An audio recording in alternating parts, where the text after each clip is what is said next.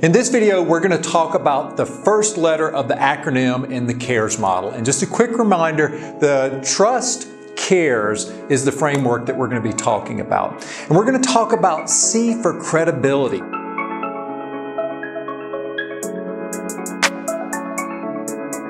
And credibility is incredibly important in terms of building trust with people, and it's not something that people typically think about. And I'm going to give you a couple of different examples of how credibility looks. There's two ways that credibility should be remembered. One is what I talk about in terms of sort of the paper credibility. It's like your CV. It's what your reputation and experiences look like on paper. The second way is your actual reputation for delivering results. Both of those are really important in terms of your overall credibility and how credibility influences trust. So the first example I'll give you goes back to several years ago, earlier in my career. I worked with a guy called Carlos, and we all called him Carlos 780 because he scored like a 780 on his GMAT in the business school. And for those of you that didn't go to business school, that's almost a perfect score. It's in like the 99.5 percentile or something like that. It's incredible. And within 5 minutes of meeting Carlos, somehow he would be able to work it into the conversation that he scored 780. Not only that, he went to a top university in Europe. He went to a top 5 business school in the US. He spoke 3 languages.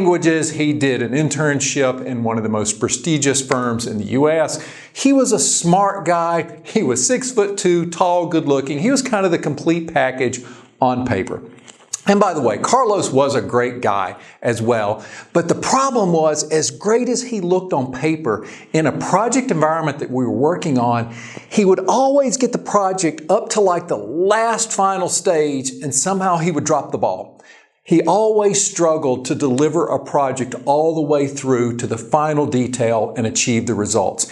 And because of that pattern of working with Carlos, because of that pattern of not being able to follow through and deliver all the way through to the end of a project, it didn't matter how great he looked on paper. It didn't matter how intelligent or how good of a guy he was in real life. His reputation, his credibility was built on that inability to deliver.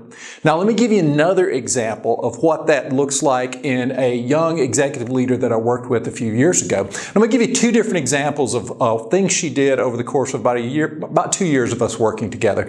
In the first example, she was coming in to take over a new project. And it was a project that she had delivered something similar 2 or 3 times before. So she sent out her initial email to her project team that said, "Hey, looking forward to meeting you all next week. Just wanted to let you know, in my prior experience of delivering these types of projects, here are a few of the key things that are most important for us to be thinking about in the early stages of the project. I'd love to hear what your thoughts are as well." And then she listed the different projects that she had worked on in the past that were similar to these. Now, in that very subtle, very generous email that she sent out introducing herself, she really sent some strong signals about, hey, I've delivered these types of projects before. Here's some thoughts from my experience. And oh, by the way, here are a list of those projects. So when she then went that next week to kick off the project with her new team members, she already had a pretty substantial degree of credibility with them. Now, fast forward about a year into the future, she had been, because of her success, she had been promoted into a much larger global role. And she was coming in to take over a project that she had no experience delivering these types of projects before.